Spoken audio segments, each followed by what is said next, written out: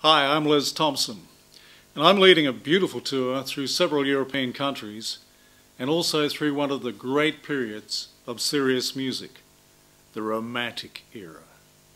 If we trace the history of music in Europe, we'd begin by talking first about the music from the 5th century through to the 15th century, the so-called medieval period, and the simple framework and comparatively primitive instruments of music from the fall of Rome through to the 15th century, where the Renaissance widened the vocal range of music and acted as sort of a shoulder between the medieval and the Baroque period, which was ushered in by the early 17th century, with increased musical ornamentation and more elaborate playing techniques. During the 17th century and the mid to late 18th century, Baroque masters such as Bach, Telemann, Handel, Vivaldi, they all changed the course of serious music forever. During the period to follow, the classical period, regarded as spanning the years from 1760 to about 1820, the genius of Haydn, Mozart, Schubert, and Beethoven enhanced what had gone before with a simpler structural clarity in which melody rose above harmony and brighter contrast were developed. One of these great composers, Beethoven, also provided a bridge between the classical and the period to follow, the Romantic period, which stretched from 1815 to 1910, before the eventual birth of the so-called modern era of music in the 20th century. So what was the Romantic period all about? Was it a time when music touched the heart? Maybe, but musicologists are quick to explain that the music was much more than being just an expression of romantic love. They conclude that generally the music of this period was more expressive and passionate, as was the literature from the same period of history. But it's also argued that the great works from the Romantic era extended the existing formal structures of the classical period and used emotional power to describe deeper human feelings, and not always euphoric feelings.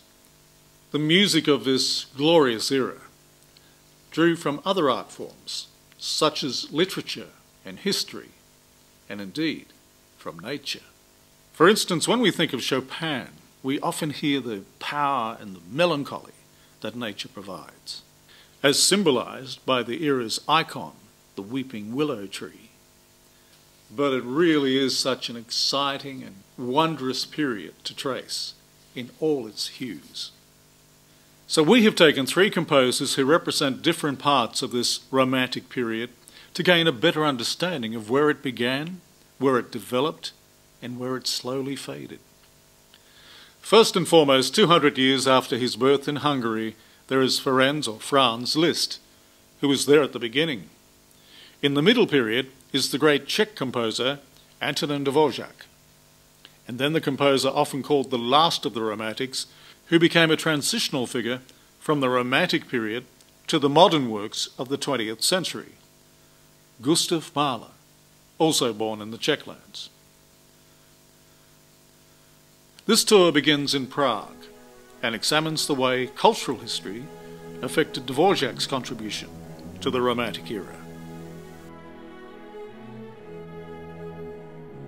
Welcome to number 12, Nelehozovice, the birthplace of the great Czech composer Antonín Dvořák. You're now entering the house where Antonín Dvořák was born on September 8, 1841.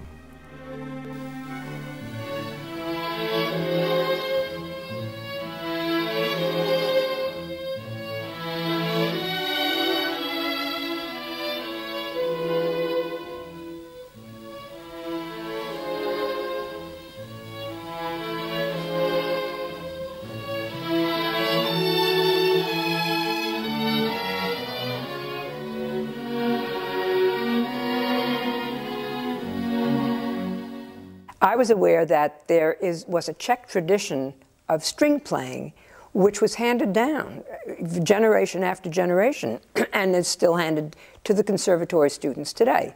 They are all part of that tradition. They have not adopted a new style of playing.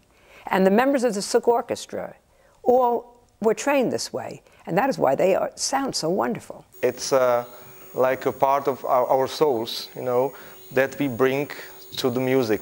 Because the Czech musicians are famous, especially for this process. That the playing techniques are the same as in the whole world, you know. But we just bring some bigger soul to this music, and our style of living also, because the Czech people are different to the Americans, to the German people. We are a special nation. We like humor, and we have a big Slovenian souls, you know, and we like beer also. It's inside sometimes, especially in this concerto. It's a matter of drive, you know, and you have to have this drive inside. It goes from inside to you.